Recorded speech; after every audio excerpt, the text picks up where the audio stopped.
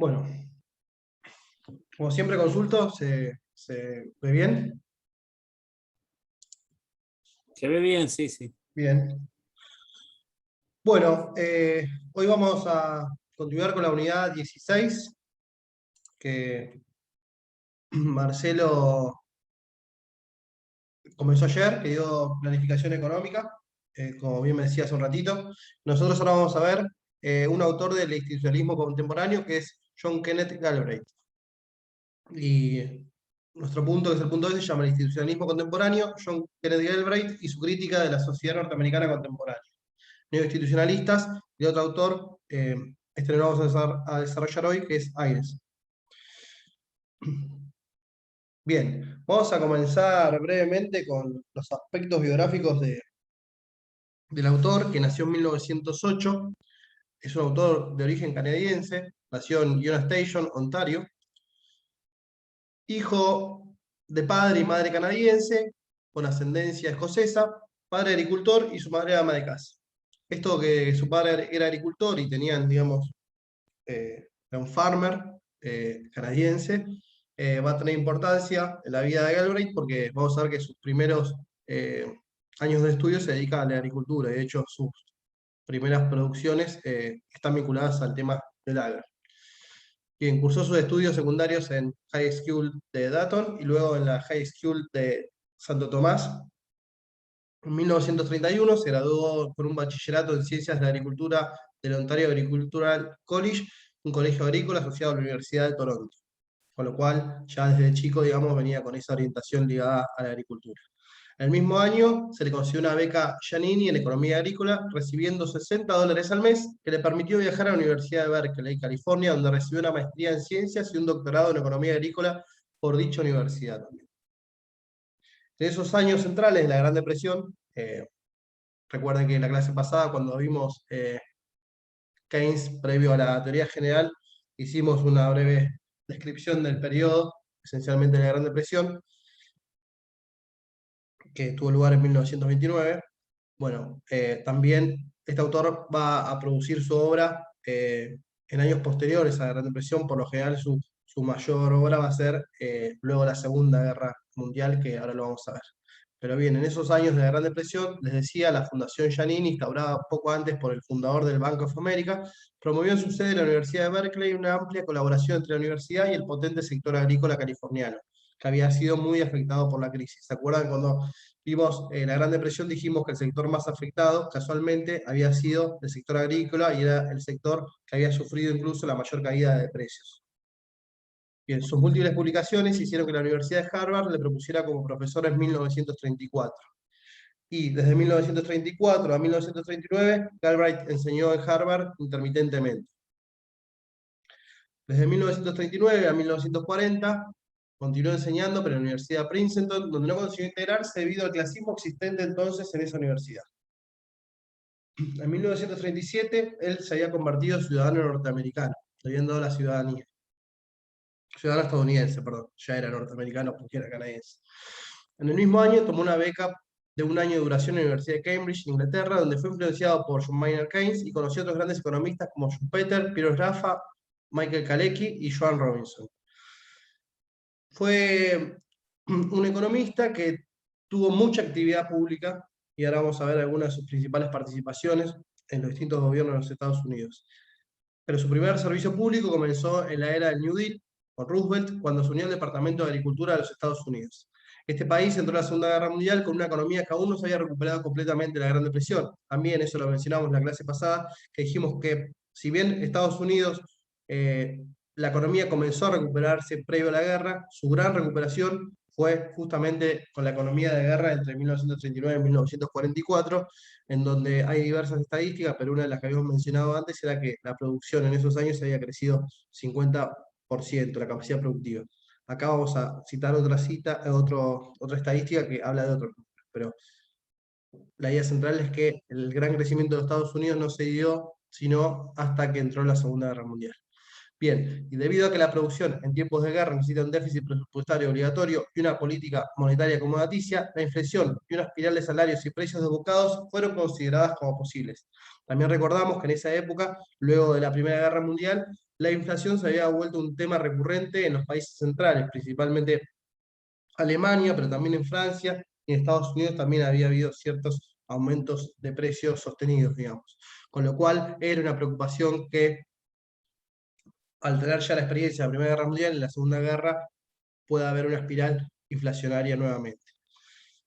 Así que, como parte de un equipo encargado de evitar que la inflación paralizara el esfuerzo de guerra, Galbraith sirvió como subdirector de la Oficina de Administración de Precios, que la vamos a llamar OPA, durante la Segunda Guerra Mundial en el periodo 1941-1943. Esta Oficina de Administración de Precios fue la que dirigió el proceso de estabilización de precios e ingresos. Bien, en 1942 se aprobó la Ley de Control de Precios de Emergencia y legitimó a este organismo como una agencia federal independiente. Hay cierto debate entre los historiadores y los economistas que difieren sobre la evaluación de este organismo, que comenzó con 6 personas, pero que luego creció hasta 15.000 empleados públicos. Algunos señalan el hecho de que los aumentos de precios fueron relativamente más bajos que durante la Primera Guerra Mundial y que la economía global creció más rápido que lo que había hecho entonces. Galbraith en una entrevista dijo que consideró su trabajo en el organismo encargado de regular los precios como su mayor logro en la vida, ya que los precios fueron relativamente estables durante la Segunda Guerra Mundial. Sin embargo, el papel de la OPA, así como todo el legado de las medidas de estabilización económica del gobierno estadounidense en tiempos de guerra desde una perspectiva a largo plazo, sigue siendo objeto de debate. Richard Parker, que antes había escrito una bien considerada biografía de Galbraith, dijo esto sobre los esfuerzos de Galbraith durante la guerra. Citamos, comillas, él se había ido a trabajar en la capital de la nación en 1934 como un joven de 25 años, recién salido de la escuela de posgrado y casi acabado de unirse a la facultad de Harvard como un joven instructor. Había regresado a Washington a mediados de 1940, después de que París cayera ante los alemanes, inicialmente para ayudar a preparar a la nación para la guerra. 18 meses más tarde, después de Pearl Harbor, 7 de diciembre de 1941, fue nombrado para supervisar la economía de la guerra como jefe de los precios, encargado de evitar que la inflación y la corrupción de los precios arruinasen la economía mientras se expandía para producir las armas y el material necesarios para garantizar la victoria contra el fascismo. En esto, él y sus colegas de la Oficina de Administración de Precios habían tenido un éxito impresionante, guiando una economía que cuadruplicó su tamaño en menos de 5 años sin avivar la inflación que había obsesionado en la Primera Guerra Mundial o dejar un colapso desbalanceado después de la guerra del tipo que había causado tanto daño en Europa en la década de 1920. Bueno, según Richard Parker, que fue su biógrafo, la tarea de Galbraith en esta oficina de administración de precios durante la guerra, evidentemente, fue bastante eficiente y más que logró su cometido, digamos. Sin embargo, como decíamos antes, sigue siendo aún un tema de discusión. Por lo general, las cuestiones referidas a la administración y control de precios son un tema de discusión. ¿Por qué? Van en contra de la corriente principal en economía. Bien, desde 1943, cuando fue removido de la OPA debido a presiones empresariales, hasta 1948, fue editor de la revista Fortune. En febrero de 1946, Galbraith pasó a tener un alto cargo en el Departamento de Estado como director de la Oficina de Política de Seguridad Económica, donde estaba nominalmente a cargo de los asuntos económicos con Alemania, Japón, Austria y Corea del Sur. Galbraith renunció en septiembre de 1946 y volvió a su revista escribiendo sobre cuestiones económicas.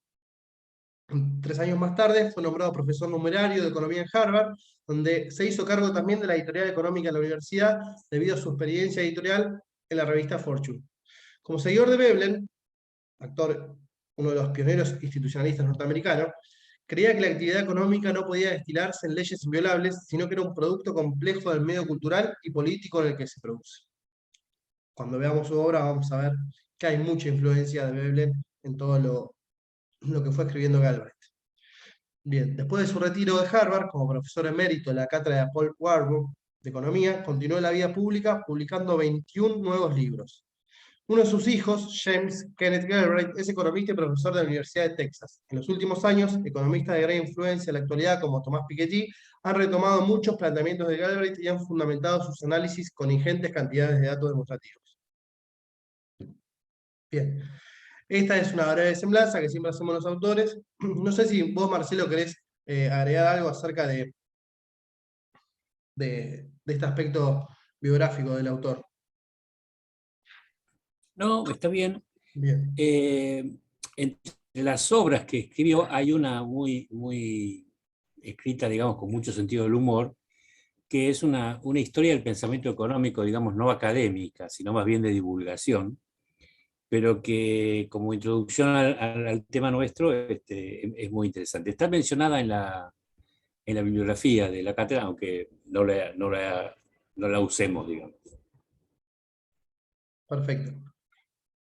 Acá en el apunte de cátedra, para terminar de pintar el semblante de nuestro autor, hay dos citas. Esta que es de Paul Samuelson, y vamos a ver una de Eric Roll, que es la siguiente, que si bien es un poco larga, creo que vale la pena que la leamos, así vamos construyendo un poco la figura de este autor que tenemos acá, y como también es un autor que es bastante controversial, porque si de alguna forma podemos calificar a Galbraith, es como un autor heterodoxo que se manifiesta decididamente en contra de la teoría ortodoxa. Bien, leemos lo que escribió Samuelson acerca de él. Dice, hace 10 años en una locución a los colegas economistas afirmamos que los no economistas toman demasiado en serio a Galbraith, pero que los economistas no le tomamos suficientemente en serio. Es prematuro definir qué es lo que hay en Galbraith que difiere de la nueva economía y qué es lo que seguirá siendo probablemente válido en el futuro. Pero algo sí podemos decir. Muchos científicos consideran un delito, sino una felonía, escribir demasiado bien. Al hacerlo, afirman, se concede a las propias ideas una importancia superior a su verdadero valor. De ahí que Galbraith sea automáticamente sospechoso. Libros que se venden tan bien deben ser superficiales. Por otra parte, lo mismo que ocurrió con Marx, los eruditos afirman que las ideas de Galbraith no son originales. La sociedad opulenta se deriva, incluso en su título, de la sociedad adquisitiva de Tawney. La tecnoestructura es simplemente otro nombre para los burócratas de la revolución de los gerentes de James Burnham. La manipulación de los gustos del consumidor por la publicidad es un tema ya tratado por Ruskin. La insistencia en las necesidades del sector público es Alvin Hansen popularizado. La autonomía de las empresas es simplemente Karl Means 40 años más tarde. La glorificación de la dimensión de las empresas es de origen schumpeteriano. El complejo militar industrial proviene de la advertencia de despedida de Eisenhower. Pero no es esta la cuestión. En tecnología, el innovador no es el inventor. Y en la historia de las ideas, el pensador que crea una nueva síntesis y se explica comprensiblemente es el que cuenta.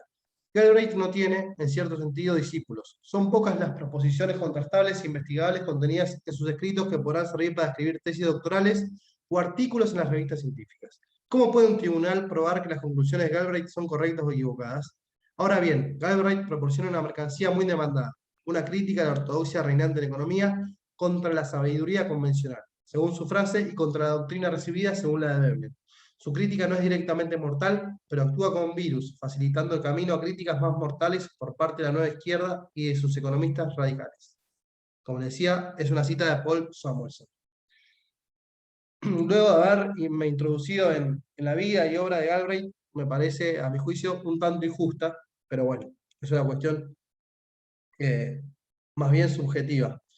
Este concepto de sabiduría convencional lo vamos a desarrollar y es uno de los temas que desarrolla en su libro La sociedad opulenta, que es, digamos, similar a lo que Veblen llamaba doctrina recibida.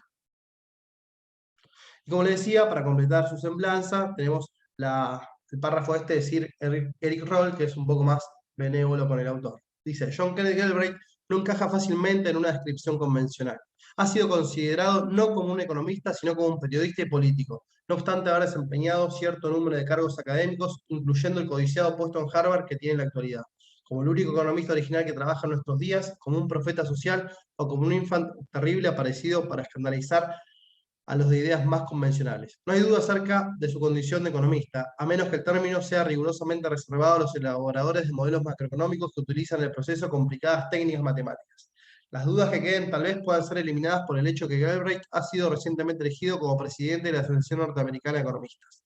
Dado que en sus inicios se sintió interesado por la economía agrícola más que por la teoría pura, tal vez no sea exagerado suponer que su experiencia en un área de la economía en la que las tradiciones laissez-faire nunca han sido particularmente poderosos y en la que lo político y lo económico tienden a estar inseparablemente interrelacionados, contribuyó a determinar la dirección que han tomado sus subsecuentes intereses.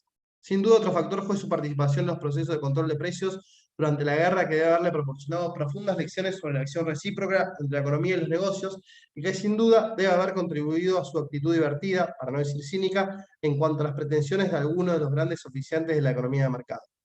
El practicar periodismo por un tiempo le ayudó a adquirir fluidez y estilo.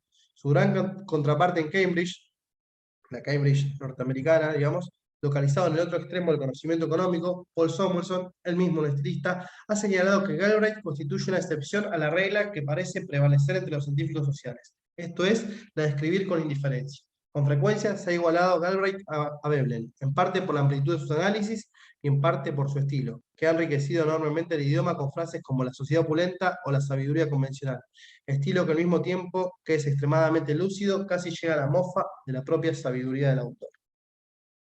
Bien, con lo cual está en los dos párrafos, está en discusión, digamos, el tipo de economía que hizo Galbraith, totalmente distinta a la economía convencional. De hecho, si uno accede a sus libros, verá que son todos libros de prosa, no encontrará números, no encontrará gráficos, como quizás nos pueden tener acostumbrado un economista como Samuelson, digamos. Por eso quizás es un... Perdón, ¿podés volver a la filmina anterior? A la Esta cita de Samuel. o la La de de Samuel. Samuelson. Ahí.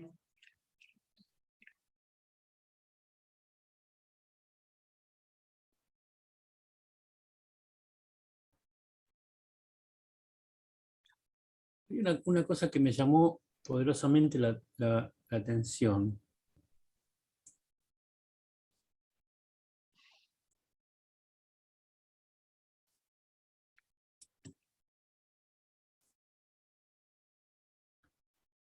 Que debe ser esta, y ahí que Galbraith sea automáticamente sospechoso. Libros que se venden tan bien deben ser superficiales. Sí, vendió libros, es cierto. El dinero, la sociedad opulenta, la cultura de la satisfacción y otros títulos fueron muy vendidos, tanto dentro de los economistas como entre los gestores de política y, bueno, y el público, digamos, y los ilustrados, ¿no? Tanto en Estados Unidos como fuera. Tal vez más fuera de Estados Unidos que dentro. Ahora, además de ser docente, hay una cosa que él también fue embajador de los gobiernos demócratas. Simpatizaba con los demócratas, no con los republicanos, y me parece que fue embajador en la India, En la India. de Kennedy.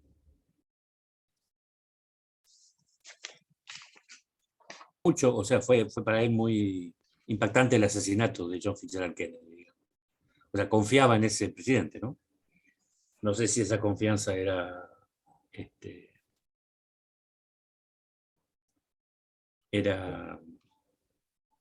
justificable. Pero aquí está, esta es la otra cita. En tecnología, el innovador no es el inventor. Y en la historia de las ideas, el pensador que crea una nueva síntesis y se explica comprensiblemente es el que cuenta. Esta cita me parece extraordinaria de Samuelson, porque es lo que hemos venido diciendo de Smith, de Marshall, de Marx, de Keynes, digamos, que tal vez hayan construido una síntesis magistral utilizando elementos dispersos en autores que les precedieron, ¿no? Tal cual. Yo no la recordaba realmente esta cita, pero me parece muy interesante a la hora de tener presente cómo se van construyendo las escuelas económicas. Y la idea de la doctrina recibida, que uno podía aplicarla a cualquier escuela de pensamiento, o sea, porque en cualquier escuela de pensamiento que sobreviva a sus fundadores, heredan una doctrina recibida. Bueno, es decir, hoy no hay fisiócratas, pero si los hubiera, seguirían respetando a Quené, por ejemplo. ¿Sí? También dentro del keynesianismo hay una doctrina recibida. O dentro de los marxistas ortodoxos hay una doctrina recibida. O sea, ojo con eso, ¿no? Porque, o aún dentro de los propios institucionalistas o neoinstitucionalistas, ¿no? Así que el hecho de que haya una idea en contra de una doctrina recibida no me parece ni buena ni mala en sí mismo, digamos, porque depende mucho del contenido de esa doctrina a la que estamos haciendo referencia. Bueno.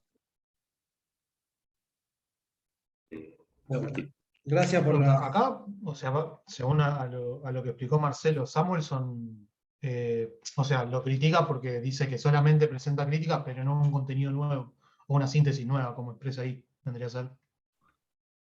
Sí, pero sin embargo, la cita que acabo de leer contradice lo anterior.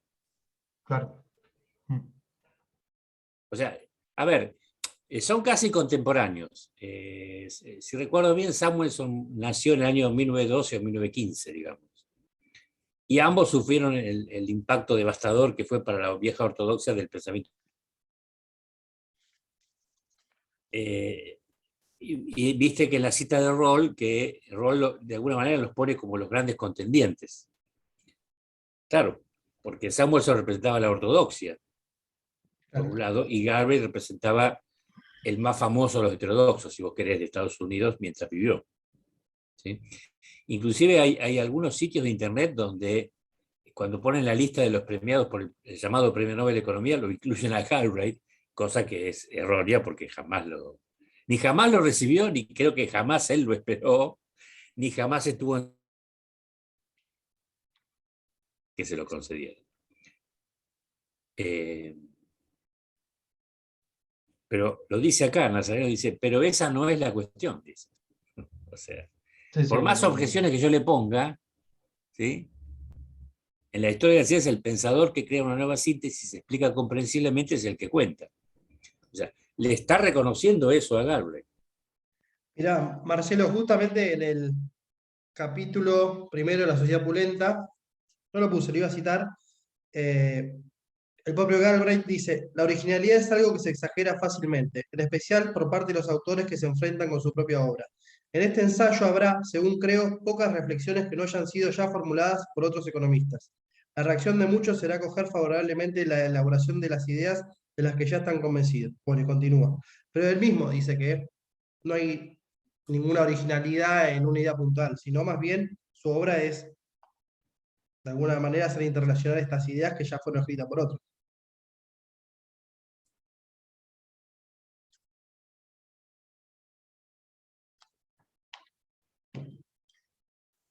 No sé, Nazareno, si eso responde a tu inquietud Sí, sí, no, no, está bien.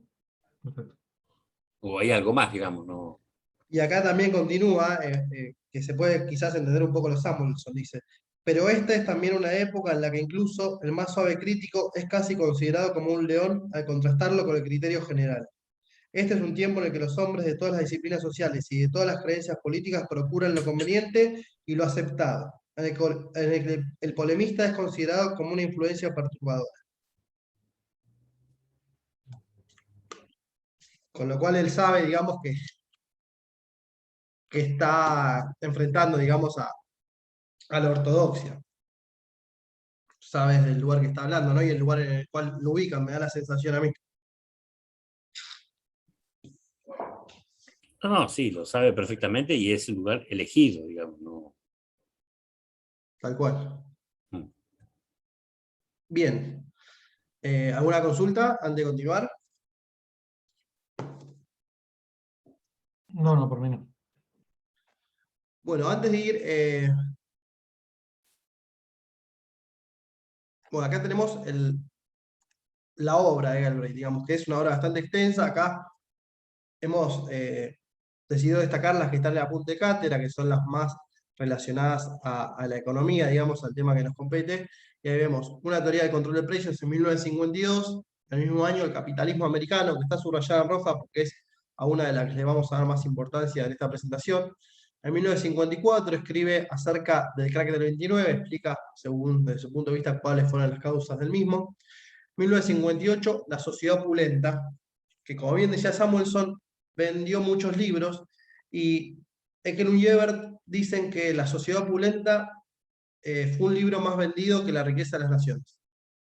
En los años que apenas había salido, había vendido más ejemplares este libro que La riqueza de las naciones en toda la historia que ya llevaba publicado desde 1776. No, Bien, no sé si la comparación es válida porque el mercado editorial era mucho más grande en el siglo XX que en el siglo XVIII, digamos. no, sí, tal cual. Pero bueno, igual debe considerar, digamos, las compras también de la riqueza de las naciones hasta ese entonces, ¿no? Gente podría haber optado por comprar, bueno, nosotros mismos, ¿no? Yo de hecho tengo primero la riqueza de las naciones que la sociedad opulenta en mi caso. Pero sí, es cierto que es un poco injusta la comparación. El texto de 1993, Historia de la Economía, es el libro al que hacía referencia, el de su historia del pensamiento económico. Ah, bien. Bueno, eso que decía Marcelo, que está escrito, digamos, como en tono de divulgación, la sociedad opulenta también, digamos, si tiene más lenguaje un poco más técnico, es muy ameno a la lectura y lo puede leer cualquiera, no es necesario que sea un economista el que lo tenga que leer, digamos, se entiende fácilmente, creo que es una habilidad del autor en ese sentido.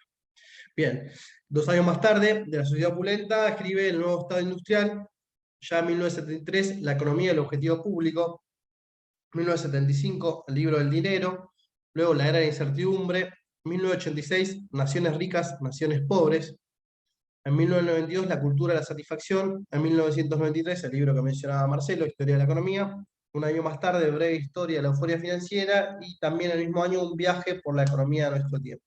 Estas son las principales obras relacionadas a los temas económicos. Y sí, antes de comenzar, traigo un poco a colación este mismo gráfico que usamos cuando hablamos de Keynes. ¿Por qué? Porque al igual que con Keynes, en Galbraith se va a notar que hay una crítica permanente a la sabiduría convencional, como la llama él, en donde hay un desbalance permanente, una falta de correspondencia entre esa sabiduría convencional, entre esa economía ortodoxa y los tiempos de su época, digamos. ¿Y cuáles son los tiempos de Galbraith? Los tiempos en donde el capitalismo norteamericano, el capitalismo de los países centrales, mostró las mejores tasas de crecimiento, tanto por su magnitud como por su persistencia, digamos. Todos los años el producto, en este caso es el Producto Nacional Bruto, que es lo que mide Estados Unidos, crecía, y a tasas promedio entre el 50 y el 60, tasas promedio del 5%, entre el 60 y el 70 cercanas al 4%, y ya en los 70 empieza a caer la tasa de crecimiento.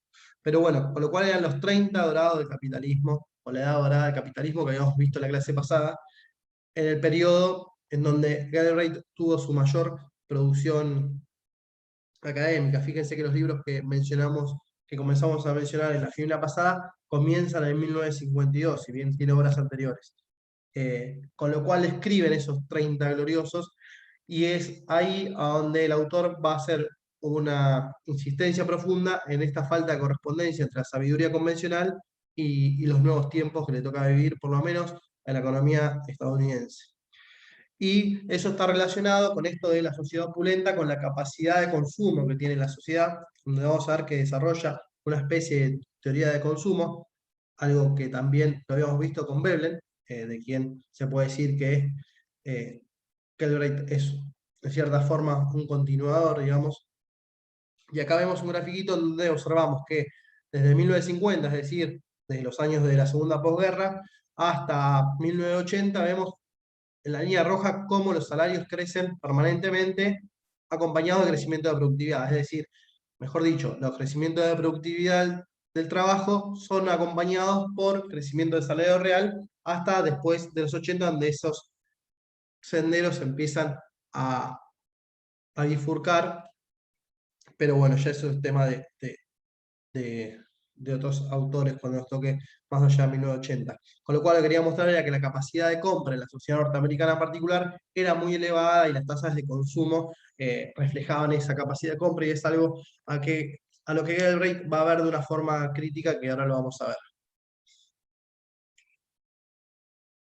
Bien, en primer lugar les comento brevemente cuál era mi idea. La clase de hoy va a tener mayor énfasis en analizar el libro La sociedad opulenta, que creo es la principal obra de economía de Galbraith, y al final vamos a ver un poco del capitalismo americano, cuáles son las principales conclusiones de esa obra. Pero mi idea era hacer una especie de lectura rápida de este libro La sociedad opulenta, con varias citas del autor, de los capítulos más importantes, y bueno, vamos a ver si nos sale. pero es la idea de esta clase y bueno, obviamente va a haber conclusiones acerca de cada obra. Bien. Como decía, este libro está compuesto por 24 capítulos. En el primero va a empezar a describir cuál es la idea que tiene Galbraith de esto de la sociedad opulenta, a qué hace referencia. Inmediatamente nos va a describir otro concepto que incorpora acá, fundamental en su análisis, que es el concepto de sabiduría convencional, que ya lo venía mencionando Samuelson y también Roll. Luego la economía y la tradición del desespero, haciendo una descripción de la economía clásica, la economía de Ricardo, de Adam Smith, también de Marx, y relacionándola con ese contexto económico. Es lo que hace el capítulo 3. Ya el capítulo 5 habla acerca de la actitud americana y cómo los economistas norteamericanos, si bien hubo algunas excepciones, en mayor parte absorbieron esa economía inglesa de los economistas clásicos. Luego el túmulo marxista explica cómo Marx también es heredero de Ricardo, pero heredero de Ricardo por izquierda, cuando otros continuadores de la economía clásica lo habían sido, digamos, por decirlo de alguna forma, por derecha. Luego el capítulo 7 empieza a hablar cómo el problema de la economía empieza a mutar, digamos. Antes el problema, en la época que escribían Ricardo y Smith principalmente, claramente era el problema de la escasez. Sin embargo, a medida que se va desarrollando este modo de producción capitalista industrial, el problema que empieza a tener predominancia es la desigualdad. Y Galbraith hace referencia en ese capítulo a esa problemática. Y creo que en términos teóricos, los capítulos que más le vamos a dar énfasis son el capítulo 9, cuando habla de la posición suprema de la producción, el capítulo 10, los imperativos de la demanda del consumidor, y el 11, el efecto de dependencia. Ahí en esos 3 capítulos creo que está el nudo de esta obra y es en lo que vamos a hacer énfasis. Después hay muchos temas que sigue trabajando, pero nosotros vamos a hacer énfasis en estos capítulos que les mencionaba. Bien, capítulo 1 es la sociedad opulenta, y Galbraith comienza el primer capítulo de su obra con el siguiente párrafo. Dice: la riqueza no carece de ventajas y la prueba en contrario, aun cuando no ha sido presentada en muchas ocasiones, nunca ha resultado ser completamente convincente. Pero, sin lugar a duda, la riqueza constituye un implacable enemigo de la inteligencia. El hombre pobre tiene siempre una visión precisa de su problema y de su remedio. No tiene suficiente y necesita más. El rico puede suponer o imagina una variedad mucho más de infortunios, y por lo tanto se encontrará mucho menos seguro de su remedio. Acá también todo el tiempo hay un análisis de Galbraith con respecto a esta época del siglo XVIII, 1776 o 1817, cuando escribe Ricardo, en donde claramente el problema de la escasez y toda la cuestión de la economía estaba basada en cómo producir más, ¿no? Investigación acerca de la causa de la riqueza de las naciones, en el libro de Smith, digamos, ¿no? Como todo gira en torno a eso, el problema de la escasez. Sin embargo, en esta época empieza a mutar y los problemas del rico ya empiezan a ser más, o de esta sociedad opulenta empieza a ser distintos. Y como les decía, les había anticipado en todo el momento de la obra, Galbraith, al igual que Keynes, que lo vimos anteriormente, ¿se acuerdan cuando citamos algunos párrafos de Keynes que decía, estamos tratando de resolver el problema del desempleo con una teoría que cree que no hay desempleo, y hablaba de las etapas del capitalismo? Bueno, en Galbraith hay algo similar al mencionar constantemente esta falta de correspondencia entre la sabiduría convencional y la realidad histórica social del momento. Encontrará, como les decía, una falta de correspondencia entre las ideas predominantes y la realidad económica y social de aquel tiempo. Y dice: las ideas con que los habitantes de esta favorecida parte del mundo interpretan su existencia y, en cierto sentido, guían su conducta, no fueron forjadas en un mundo de riqueza. Estas ideas fueron el producto de un mundo en el que el signo normal del hombre había sido siempre la pobreza. Con respecto a estas ideas propias de otro tiempo, según Galbraith, el autor afirma: ha habido una considerable resistencia y no se ha llegado, sobre todo, a considerar resueltamente el radical cambio de las circunstancias básicas. Ello ha hecho que nos encontremos guiados en parte por ideas que corresponden a otro mundo y que, a causa de ello, realicemos muchas cosas que son innecesarias, algunas que no son aconsejables y unas pocas que son insensatas. Continuando con el mismo capítulo, Galbraith expone cuál es el propósito de su libro y dice que se basa en las consideraciones que recién mencionamos principalmente, pero las enumera de la siguiente forma. Y dice: su primera tarea es ver en qué forma arraigan estas actitudes económicas en la pobreza, la desigualdad y el peligro económico pasado. Luego se examina la adaptación parcial e implícita de estas ideas pasadas a la abundancia del presente. Justamente la característica de esta sociedad opulenta para Galbraith va a ser la abundancia. Su siguiente tarea es considerar los instrumentos y razonamientos con los que se ha procurado mantener una asociación con las más viejas ideas que partían de un mundo en el que casi todos eran pobres. Y finalmente, va a decir Galbraith que a medida que nos evadimos de las anticuadas y retorcidas preocupaciones asociadas con la pobreza, estamos en condiciones de contemplar por primera vez las nuevas tareas y oportunidades que se encuentran entre nosotros. Con lo cual, esos van a ser, digamos, los objetivos de esta obra. Dicho esto, ya pasamos al capítulo 2, en el cual comienza desarrollando lo que es para él la sabiduría convencional. Y Galbraith nos va a decir que el primer requisito para una comprensión de la vida económica y social contemporánea es lograr una visión clara de la relación existente entre los hechos y las ideas que los interpretan, ya que cada una de estas posee vida propia y, por muy contradictorio que pueda parecer, cada una de ellas es capaz de seguir un curso independientemente durante mucho tiempo. Otra vez, la cuestión de la falta de correspondencia entre el mundo de las ideas, digamos, y la realidad.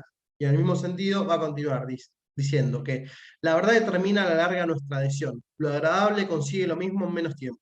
La aceptabilidad de las ideas viene dada por numerosos factores. Asociamos en gran medida, naturalmente, la verdad con la conveniencia, con lo que se muestre más de acuerdo con el interés propio y el bienestar del individuo, o ofrezca la posibilidad de evitar más fácilmente un esfuerzo molesto o una desagradable modificación de la forma de vida. En algún sentido está diciendo que a todos nos es cómodo aceptar, por lo menos en el mundo de las ideas, el statu quo. Y lo que va a decir Galbraith, creo que en el próximo párrafo, es que la realidad va a ser la que derribe a esta sabiduría convencional, y no va a ser las propias ideas las que las vengan a derribar, ¿no? Sino que se va a topar directamente con la realidad, y cuando no pueda resolver ese problema desde esta sabiduría convencional es donde va a emerger una nueva. A ver si es en este párrafo donde lo dice: convendrá dar un nombre genérico a las ideas que son apreciadas siempre por su aceptabilidad, y este tendrá que ser un vocablo que ponga de relieve su cualidad de previsibles. De ahora en adelante me referiré a estas ideas bajo la designación de sabiduría convencional.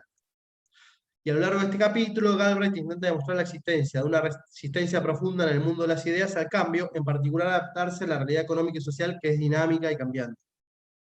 Y ahí mismo dice lo que les decía anteriormente. El enemigo de la sabiduría convencional no son las ideas, sino la marcha de los acontecimientos. Como ya he hecho notar, la sabiduría convencional no se adapta al mundo que supone interpretar, sino a la visión que su público tiene de este mundo.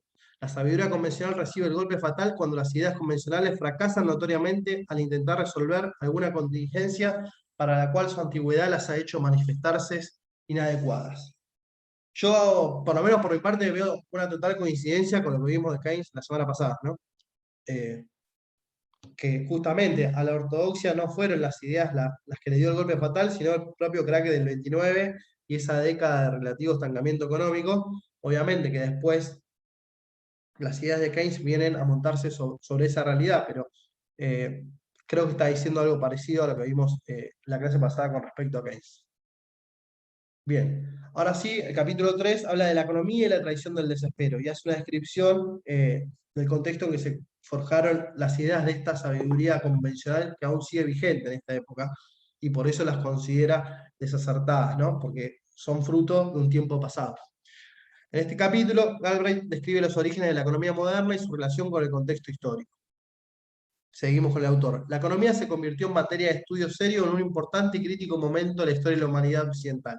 Esto sucedió cuando la riqueza de las comunidades nacionales comenzó, por primera vez, a revelar una mejoría constante y persistente. Este cambio, que en países adelantados como Inglaterra y Holanda tuvo lugar durante el siglo XVIII, debe ser considerado como uno de los acontecimientos más trascendentales en la historia del mundo. La desigualdad se iría convirtiendo en una característica propia de la época. Y dice el autor: la distribución de los beneficios en estos primeros años de la Revolución Industrial era muy desigual. Era la riqueza de los nuevos empresarios, quienes poseían las nuevas factorías, o las materias primas, o los ferrocarriles, o los bancos, eran los beneficiarios. Sus obreros vivían en barrancones oscuros y ruinosos, apiñados en calles sin pavimentar y sucias por las que se aventuraban los misioneros y los reformadores sociales. En las mismas fábricas, los viejos y los adolescentes trabajaban de la mañana a la noche. En estos años creció tanto el número de gente acaudalada como el valor de los salarios reales, aunque la mejoría de la situación de las masas era muchísimo menos evidente que el incremento de la riqueza industrial y mercantil. Los pobres se iban volviendo menos pobres, pero tal cambio era pequeño en comparación con el creciente contraste entre ricos y pobres. Con lo cual, Galbraith va a destacar la presencia inmutable de la ley de hierro de los salarios en los pensadores de la época. Ahora veremos tanto Smith, Ricardo, Malthus y también, en cierto sentido, Marx, es decir, la idea de salario de subsistencia.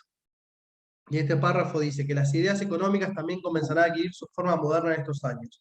En este contexto surgió la teoría de Adam Smith. Según él, los ingresos de las masas populares, agricultores y obreros industriales, no podían aumentar durante mucho tiempo más allá del nivel mínimo necesario, es decir, del nivel de supervivencia. Se trata esta de la ley de bronce del salario, remodelada posteriormente por Marx, y esgrimida como principal arma contra el capitalismo. Si bien el rápido crecimiento económico podía provocar un alza en los salarios, el desarrollo económico era mucho más notable que los efectos sobre los salarios.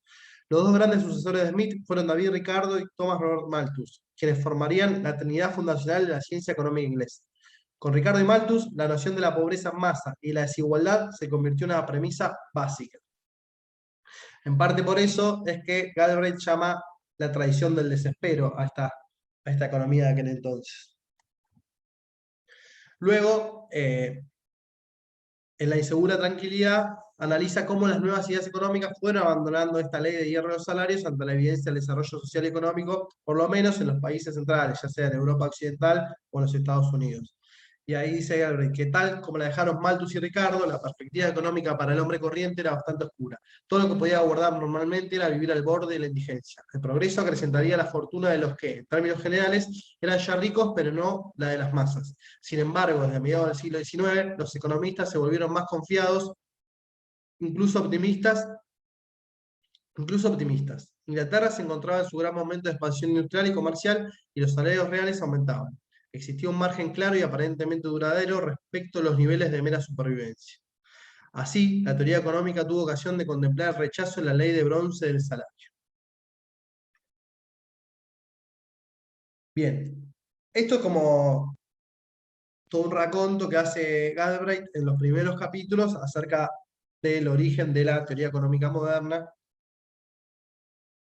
y cómo es entendible esa teoría debido en la realidad histórica que fue forjada, ¿no? Y ahora lo que vamos a ver es qué es lo que pasa en la actualidad. Sí, Marcelo. ¿Me permitís hacer un comentario, Agustín? Sí, sí, por favor. ¿Podés volver al párrafo anterior? Qué notable el parecido con lo que dice aquel artículo que leímos al principio del curso, las 9 décimas partes de la humanidad, de Silvia Nazar, que también es canadiense, ¿no? Donde la autora dice que más o menos hacia mediados del siglo XIX los economistas dejaron de pensar en lo que no podía hacerse para empezar a adoptar la actitud de ver qué cosas había.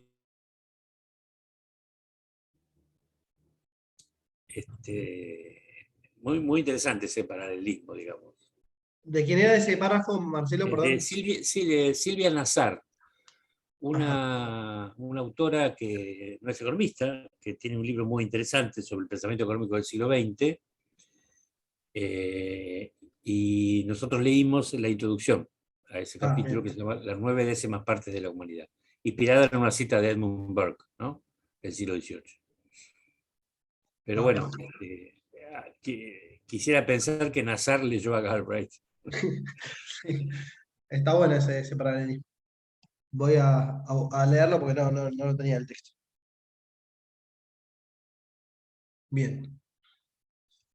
Bueno, dicho esto, ahora sí, ya a partir del capítulo 9, 10, 11 y 12, como les había dicho, Galbraith comienza a hablar ya desde de la nueva sociedad, de esta sociedad opulenta, siempre yendo y viniendo, digamos, a la época de la economía clásica, ¿no? Y como bien dice la Filmina en este capítulo, el autor canadiense se propone mostrar de forma crítica cómo la producción ocupa un lugar supremo en la sociedad actual. Y acá hay una cita que dice lo siguiente, mire. Hace algunos años, los estadistas norteamericanos que defendían su gestión administrativa contra los violentos ataques de la oposición se vieron sostener que tan solo en otra ocasión había habido en toda la historia un año mejor que aquel.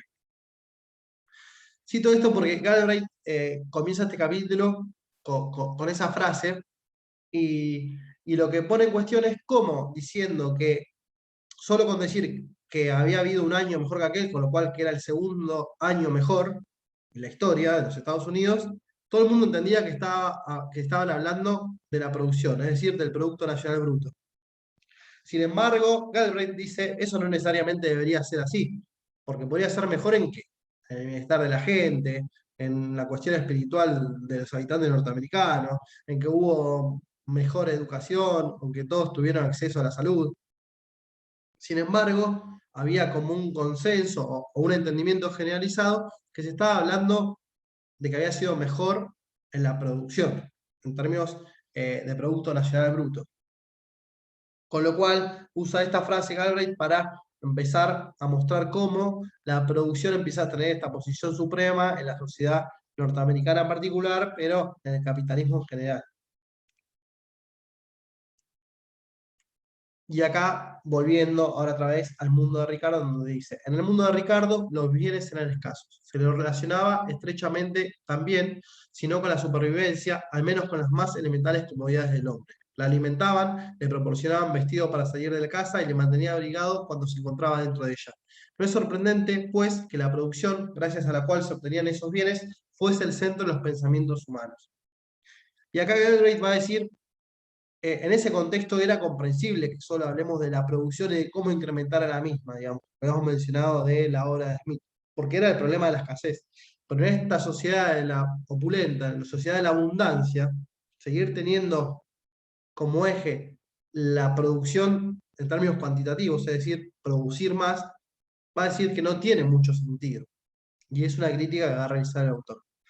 Bueno, sin embargo, en la actualidad los bienes son abundantes. Aunque existe desnutrición en el mundo, muere más gente en los Estados Unidos a causa de excesiva alimentación que debido a inanición. Sin embargo, la producción continúa siendo el centro de nuestros pensamientos. No se advierte ningún signo de que se la considere como algo seguro. Por el contrario, continúa siendo el patrón y medida de la calidad y progreso de nuestra civilización. Siguiendo con el mismo capítulo, Galbraith va a enumerar 5 modos distintos con los cuales la producción puede ser aumentada. En primer lugar, dice que se puede eliminar la capacidad ociosa de los recursos productivos disponibles, es decir, del capital y del trabajo. 2. Dado el estado técnico de las artes, estos recursos se pueden emplear de modo más eficiente. 3. Se puede aumentar la oferta de trabajo. 4. La oferta de capital también puede ser aumentada. Y por último, el quinto, se puede mejorar el estado de las artes mediante innovaciones técnicas, lo que hoy conoceríamos como I+D. Sin embargo, va a decir Galbraith que por lo general, cuando se habla de aumentar la producción, o por lo menos en aquel entonces, se ponía énfasis en la primera cuestión, es decir, se trataba de eliminar la capacidad ociosa de los recursos productivos, digamos. Poco se destinaba a la cuestión de estimular la inversión en investigación y desarrollo, es decir, financiar innovaciones técnicas. También dice que no se investigaba acerca de cómo estos recursos se podían emplear de modo más eficiente. Incluso va a ser algo que es medio polémico, dice que se puede aumentar la oferta de trabajo, y ahora vamos a ver un párrafo, sin embargo no se tiene presente en este contexto actual de cosas. Y ahí va a decir Galbraith que nuestra inquietud eficaz para aumentar la producción se limita a medidas para aumentar la eficiencia en el empleo de los recursos y promover la sobriedad y la diligencia, que eran importantes hace 100 años. Las nuevas dimensiones de acuerdo con las cuales se podría alcanzar el progreso apenas si llegan a atraer nuestra atención. Las deficiencias y las oportunidades en este campo son indudablemente grandes, pero se encuentran fuera de las inquietudes formales y esquemáticas de la sabiduría convencional en lo que refiere al problema de la producción. Y a continuación cito un ejemplo en donde la sabiduría convencional se dejó de lado y los resultados fueron positivos, que fue la economía de guerra. Dice, una interesante prueba de este extremo la encontramos en el aumento de la producción que, en el pasado, hemos logrado durante una guerra o bajo la amenaza de una guerra. La sabiduría convencional es rechazada ante el imperativo de las circunstancias. Nos disponemos a incrementar el producto en todos los sectores importantes. Se realizan serios esfuerzos para incrementar la mano de obra. El esfuerzo para intensificar el ahorro adquiere toda su seriedad. Allí donde la inversión es inadecuada, se invierte más. No existe ocio involuntario. Bueno, es una forma de mostrar desde el punto de vista de Galbraith, cómo la sabiduría convencional no hace, digamos, o no propone las cosas que debería proponer para aumentar la producción, si se quisiera hacer. Pero su eje fundamental, digamos, en este capítulo va a ser criticar la composición cualitativa del producto. Y dice, somos curiosamente desmedidos en lo que atañe a las distinciones que efectuamos entre las distintas clases de bienes y servicios. Nos mostramos orgullosos de la producción de algunos de los bienes más frívolos. Nos lamentamos de la producción de algunos de los servicios más importantes y que más contribuyen a la civilización. Como es de costumbre, continúa la crítica con la sabiduría convencional. Los economistas, al calcular el producto total de la economía, efectúan la suma del valor de todos los bienes y de todos los servicios de cualquier especie, imprescindiendo de quién los haya producido. No se realiza una distinción entre los servicios públicos y los producidos por entidades privadas. Una oferta aumentada en los servicios educativos tiene un puesto en el total que no es distinto en sí mismo del que corresponde a la producción incrementada de receptores de televisión. Para el criterio general, lo que es verdaderamente importante, y casi lo único que lo es la producción de las entidades privadas. Su aumento es el patrón que mide el aumento de la riqueza nacional. Los servicios públicos, en comparación, son solo una pesadilla. Bueno, y en este capítulo, como les decía, es muy enfático en mostrar el desprecio que había, por lo menos, o que él intentaba mostrar el desprecio que la sociedad norteamericana en general tenía con la provisión de servicios públicos y la poca valoración de los mismos, ¿no? Y lo único que importaba era la producción en el ámbito privado y no se valoraban ni los servicios públicos vinculados a la educación, a la salud, incluso habla de los servicios públicos vinculados a la recolección de residuos y saneamientos, porque yo no lo puse acá para no extender demasiado, pero pareciera ser que Galbraith era un pionero de la economía ambiental, digamos. Dice, si seguimos con este patrón de producción y consumo, y seguimos desincentivando la provisión de servicios públicos, vamos a vivir en la mugre, dice literalmente, porque todo el residuo que se va a generar, el único que puede hacer algo por eso son los servicios públicos. Con lo cual introduce el tema, cuando habla de la posición suprema de la producción, de la cuestión ambiental, que no lo traje a colación, pero bueno, creo que es en este momento que está tan presente la cuestión ambiental, por lo menos mencionarla. Bien, y relacionado con esto, acerca de la posición suprema de la producción en la sociedad opulenta, empieza a hablar acerca de los imperativos de la demanda del consumidor. Y como le decía, acá está el nudo de la cuestión de este libro. Según Galbraith, la teoría de la demanda del consumidor de la economía ortodoxa se basa en dos grandes proposiciones. Uno, a medida que se van satisfaciendo más necesidades, no disminuye apreciablemente su urgencia, o, en otras palabras, que la amplitud de esta disminución no es susceptible de demostración y no ofrece ningún interés a los economistas o a la política económica. Una vez que el hombre ha satisfecho sus necesidades físicas, le dominan los deseos de origen psicológico. La especulación en torno a las ansias comparativas del estómago y el intelecto no es útil ni científica. Bueno, acá lo que está criticando un poco en esta proposición supuestamente de la economía ortodoxa es que las necesidades desde el punto de vista de la ortodoxia no son jerarquizables, digamos. Ahí en esa cita que está en rojo, dice que la especulación en torno a las ansias comparativas del estómago y el intelecto no es útil ni científica. No es una tarea del economista hacer juicio de valor acerca de las necesidades. Entonces, si las necesidades son de orden físico y luego de orden psicológico también, es obvio que van a resultar infinitas, y en ese marco, con esa premisa, es obvio que siempre va a haber escasez. Porque si tenemos necesidades infinitas y los medios son limitados, el concepto de escasez en ese sentido tendría lugar. De alguna forma está criticando esta definición de Robbins de economía, ¿no? La concepción de economía como ciencia de la escasez. Dice, antes era válido esa concepción, ahora ya no, e incluso va a proponer hacer una jerarquización de estas necesidades. Y segundo, dice, las necesidades son creadas siempre por la economía ortodoxa, ¿no? Las necesidades son creadas por la personalidad del consumidor, o en todo caso, que son datos para el economista. Y en consecuencia, la tarea de este último es únicamente la de procurar la satisfacción de estas necesidades. Bueno, está relacionado el 1 y el 2, ¿no? Como los economistas tenemos que tomar a las necesidades como datos y ver cómo organizamos los medios disponibles de forma más eficiente, sin hacer ningún juicio de valor acerca de estas necesidades, ¿no? Bien, es importante aclarar que hay corrientes de pensamiento, digamos, post-Galbraith que han recogido algunos de los retos que él plantea en su libro. En particular digamos, ¿no? Porque algunas corrientes hacen una distinción entre necesidades y deseos. Claro. Y observan críticamente, digamos, que son las primeras a las que debería darse de prevalencia y los segundos tal vez deberían dejarse de lado, que no son equiparables, digamos. Sobre todo por el impacto ambiental que esto genera, como vos bien mencionaste. Por otro lado, también en la cuestión de macroeconomía en general, los manuales del mainstream, aparece toda esta cuestión de desprecio al sector público. No pasa lo mismo a nivel internacional con la forma en que los diferentes manuales que se han ido editando para perfeccionar el sistema de medición de cuentas nacionales han ido incorporando algunas de estas cuestiones de valorización de los servicios públicos. ¿Sí? Ahí hay cierto anacronismo, digamos, en esto. No sé si esto sucedió porque leyeron a Galbraith y recogieron los retos, pero sería importante en todo caso mencionar su labor de precursor en señalar esos déficits, ¿no?, de la teoría económica de su tiempo. Y teniendo presente esto, que él se está refiriendo en toda circunstancia a la sociedad estadounidense. Gracias por la intervención, Marcelo.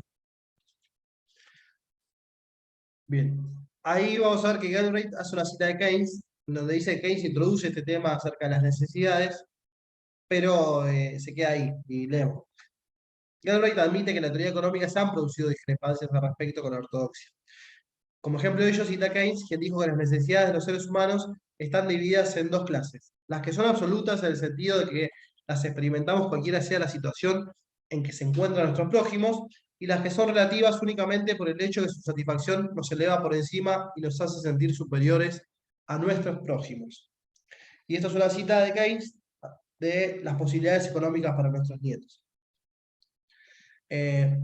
Con lo cual también hay unos textos que analizan esta obra de Galbraith, digamos, tomando esta clasificación de Keynes, o la clasificación donde hay necesidades físicas y necesidades psicológicas, claramente las primeras, las necesidades físicas, serían cuantificables, digamos, ¿no? Y uno podría cuantificar qué nivel de producción necesita para ello. Sin embargo, con las psicológicas, dado que son infinitas, todo el tiempo uno va a necesitar incrementar la producción necesariamente para satisfacer esas supuestas necesidades.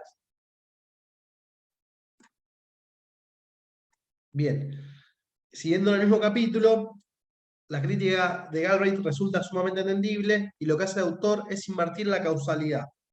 Porque para la teoría ortodoxa los individuos tienen necesidades infinitas y no se pueden jerarquizar por orden de importancia, que son satisfechas a través de la producción de bienes y servicios.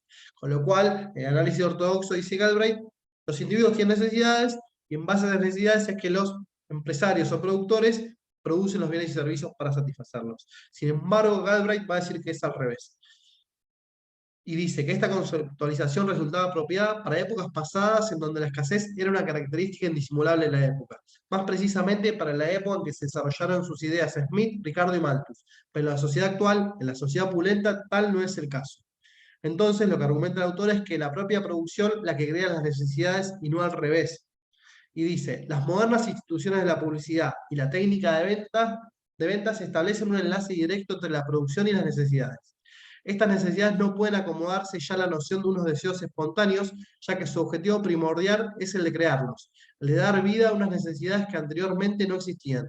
Un nuevo artículo de consumo debe ser introducido con una adecuada campaña publicitaria para despertar un interés por el mismo.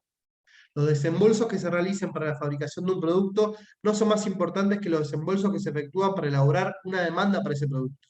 En la actualidad, el coste de esta formación de necesidades es extraordinario. La producción crea las necesidades que procura satisfacer, no de una forma pasiva, a través de la competencia, sino de forma activa, mediante la publicidad y las demás actividades relacionadas con esto.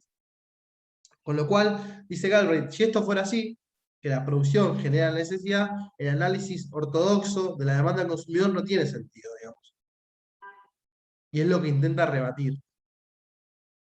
Y continúa el capítulo siguiente, es que van a introducir la noción del efecto de dependencia. Y dice Galbraith, el hecho de que las necesidades puedan ser sintetizadas por la publicidad, catalizadas por la técnica de ventas y formuladas por las discretas manipulaciones de los encargados de persuadir, nos demuestra que estas necesidades no son muy urgentes. A medida que una sociedad se va volviendo cada vez más opulenta, las necesidades van siendo creadas cada vez más por el proceso que las satisface. Las necesidades vienen así a depender del producto. Es a este fenómeno que Galbraith denomina efecto de dependencia. Estos conceptos acerca de la teoría del consumo están directamente influidos por las ideas de Veblen acerca del consumo por emulación, cuando habíamos hablado, no sé si recuerdan, de la teoría del consumo ostensible. Es similar a lo que decía Veblen, a lo que dice Galbraith aquí, y también al parrafito ese, que si bien fue un pasaje solamente de uno de sus libros, que decía Keynes. Está esto del consumo por emulación. Bien, en conclusión, en este capítulo, Galbraith se centra en el papel fundamental de la publicidad en la creación y manipulación de necesidades de nuevos bienes de consumo, que se producen a expensas de los bienes sociales, resultante en un desmedido desequilibrio social. Este es otro concepto que introduce Galbraith en esta obra, y es el de desequilibrio social. Y para eliminar este desequilibrio social, Galbraith propone aumentar la presión fiscal del gobierno a todos los niveles y la reorientación de los pagos gubernamentales. El gobierno debe adquirir un papel más activo para que el equilibrio social se genere. Bien.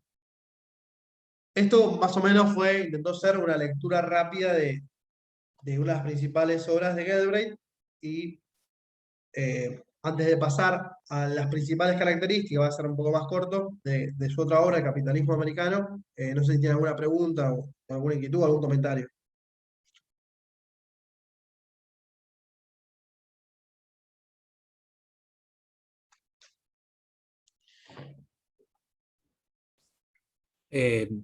Aquí adquiere todo sentido lo que señalaba Samuelson en el final de su... daba pie para lo que Samuelson llamaba la nueva izquierda y los críticos radicales, ¿no? Porque heredero de este concepto de las necesidades creadas por la producción va a ser otro concepto que es el de la falsa necesidad. O sea, para otros autores más radicales en el sentido estadounidense, ¿no? O sea, contestatarios o izquierdistas, si ustedes quieren, con perdón de la palabra, esas necesidades creadas por la publicidad no tienen el mismo estatus que las necesidades, digamos, primarias o básicas de cualquier individuo. Y por eso las llaman falsas necesidades. Yendo un poquito más allá en la crítica de lo que Galbraith menciona en este texto. Perfecto. Sí, es verdad, da pie para un montón de cosas, o por lo menos abre un montón de temas. Quizás en parte es cierto que no hay ninguna solución definitiva a los mismos, pero abre la puerta de un montón de fenómenos que están vigentes en la sociedad actual, desde mi punto de vista.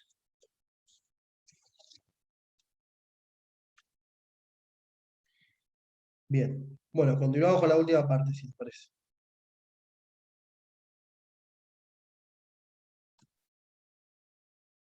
Bueno, en la otra obra que vamos a mencionar, el principal aporte de Galbraith es Capitalismo Americano. Esta obra que vimos recién, La Sociedad Opulenta, es de 1958, y Capitalismo Americano es de 6 años antes, de 1952. A pesar de que no las ordené cronológicamente, sino más bien por orden de importancia. Me parece que era más importante su obra Sociedad Opulenta que esta Capitalismo Americano, al decir de Galbraith, digamos, capitalismo norteamericano estadounidense debería ser. Y bueno, esta obra tiene menos capítulos que la anterior, 14 capítulos, en donde el tema fundamental, digamos, y que debemos tomar es la teoría del poder compensador. Creo que ese es el aporte principal de esta obra, y que Keluniger habla bastante de ese tema, o por lo menos es el tema que más importancia le da acerca del aporte de este autor. Bien, y vemos cuáles son las principales características que hace referencia a este poder compensador. En su libro Capitalismo Americano, Galbraith se interesaba en la explicación tradicional ortodoxa marshalliana de cómo funcionan las cosas en el sistema económico americano. Con una brillante retórica ya estaba argumentando que la opulencia indecorosa, era una bendición a medias. Una bendición a medias ya en capitalismo americano, ¿por qué? Por todos estos problemas que traía la sociedad opulenta, que va a describir 6 años más tarde a la publicación de este libro, pero ya en 1952 decía que era justamente una bendición a medias porque de alguna forma no dejaba ver los verdaderos problemas de este tipo de sociedad. Más en concreto, afirmaba que la teoría económica ortodoxa no era realista porque cualquier familiaridad que se tuviese con los hechos del mundo real negaría la relevancia del modelo competitivo, el repertorio de la economía marshalliana. Bueno, la crítica que por lo general todos los que quieren criticar la economía ortodoxa, neoclásica, hacen acerca de el supuesto este de competencia perfecta que cuando va a la realidad no se verifica, y de hecho Galbraith había sido funcionario, habíamos dicho, en la posguerra y había tratado con estos grupos empresarios, con lo cual sabía bien de lo que hablaba, digamos, había estado en la práctica de la política económica. Como le decía, Eklund y Weber citan este pasaje de Galbraith en donde argumentaba que la desigualdad de las rentas pervierte el uso de los recursos, puesto que los aparta de las necesidades de los más hacia los caprichos de los menos, sino del pan al pastel, al menos de los Chevrolets a los Cadillacs. La necesaria desigualdad de rentas, necesaria en el sentido de que no recompensa diferencia de inteligencia, aplicación o voluntad de afrontar riesgos, puede también echar a perder la estabilidad económica. ¿Se acuerdan que esto, aunque parezca raro, era algo que había dicho el autor austríaco, el pionero de los austríacos, von Wieser? Wieser decía que a pesar del modelo ideal de libre competencia que ellos tenían teóricamente, sin embargo, cuando iba a la realidad, observaba que cuando había concentración de ingresos, se generaban estos desarreglos, digamos, en el mercado. Y por eso habíamos visto cuando vimos los austríacos que von Wieser era de alguna forma cuestionado por von Mises y Hayek y decían que no era un verdadero austríaco, que había derivado sus ideas en otra cosa. Y lo criticaban por esto, porque criticaba la desigualdad de rentas y sobre todo porque él decía que perjudicaba el proceso de valorización de los bienes en el mercado, porque los bienes, el valor de los bienes iba a determinar por estas clases de poder más adquisitivo, perdón, el valor de los bienes iba a estar determinado por el valor que le daban los más pobres, las poblaciones de menores ingresos, y sin embargo iba a ser como un efecto sumamente positivo para aquellos que concentraban rentas pudieran pagar algo excesivamente barato. Pero bueno, hay algo ahí, y de hecho en alguno de los textos, no me acuerdo en cuál, hace este paralelismo entre von Wieser y estas ideas de Galbraith acerca de la desigualdad de los ingresos. Bien, para Galbraith la competencia se había descompuesto, según el autor, originando una concentración y un poder monopolístico. Con todo, parecía como si todas las limitaciones hubiesen desaparecido. En este sentido, Galbraith argumentaba que, en realidad, aparecieron nuevas limitaciones al poder privado en sustitución de la competencia. Estas fueron promovidas por el mismo proceso de concentración que estropeó o destruyó la competencia, pero no aparecieron del mismo lado del mercado, sino del lado opuesto, no entre los competidores, sino entre los clientes o abastecedores. Será conveniente dar un nombre a esta contrapartida de la competencia y la llamaré poder compensador. Y va a llamar poder compensador, por ejemplo, a los sindicatos, a las cooperativas de consumidores y distintas organizaciones que van emergiendo en esta nueva sociedad opulenta, o en este capitalismo americano, en contra de este poder monopolístico. Y va a decir que la función del gobierno en última instancia tiene que ser la de promover estos poderes compensadores ante la falta de competencia. Y es así que para concluir dejamos esta última conclusión del autor que dice: sin que el fenómeno en sí mismo sea reconocido plenamente, la provisión del apoyo estatal al desarrollo del poder compensador se ha convertido en una función importante del gobierno. Tal vez la función interior más importante del gobierno. Gran parte de la legislación de la política interior de los últimos 20 años, la del New Deal en particular, solo se puede comprender plenamente si se la considera desde este punto de vista. Bueno, y eso es todo. Para no robarles más tiempo, lo que tenemos hoy acerca de este autor. Ahora sí, si quiere, abrimos a preguntas.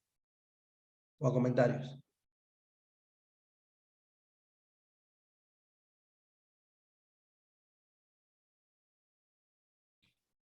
Sería interesante considerar qué pasó con ese poder compensador en el caso argentino, ¿no? Sí. ¿En la actualidad decís, Marcelo, o a lo largo de nuestra historia? A lo largo del tiempo, digamos, si es que existió alguna vez, no sé, ha venido en decadencia, digamos. Sí. No, creo que los sindicatos en su momento ejercieron cierta resistencia, pero, como vos decís, del 76 para acá, en decadencia. Hay países de Europa Occidental donde aparece otra variante del poder compensador, que serían las organizaciones de consumidores, que tienen influencia entre sectores bastante importantes del público, hacen investigaciones de calidad o de precios o de costos y, bueno, y aconsejan a los consumidores, y una parte importante de la demanda sigue sus consejos. Eso ya, acá hubo intentos, yo estaba asociado a una, ya ni me acuerdo cómo se llamaba, una asociación de consumidores que lo conducía, mirá, la conducía una ex funcionaria de Martínez de Oz, una mujer de apellido Luro, que editaba una revista mensual donde en cada mes había una investigación que se suponía sobre detergentes. Entonces, lo que hacían en un laboratorio era agarrar 10 detergentes de marca y comparar lo que prometía el prospecto con lo que efectivamente sucedía. Y entonces, bueno, sacaban de ahí, bueno, el mejor de todos o el menos peor es este. Recomendamos comprar este. Pero claro, era una cosa para una elite, digamos. Claro. Creo que en Estados Unidos también existen estas organizaciones de consumidores. Claro Son que fuertes. sí. Sí. Bueno, acá nunca tuvo relevancia, por lo menos en la vida económica nuestra. Dejo de No, bueno, grabar, si les parece. ¿eh? Sí, Dejo sí. de grabar, si les parece.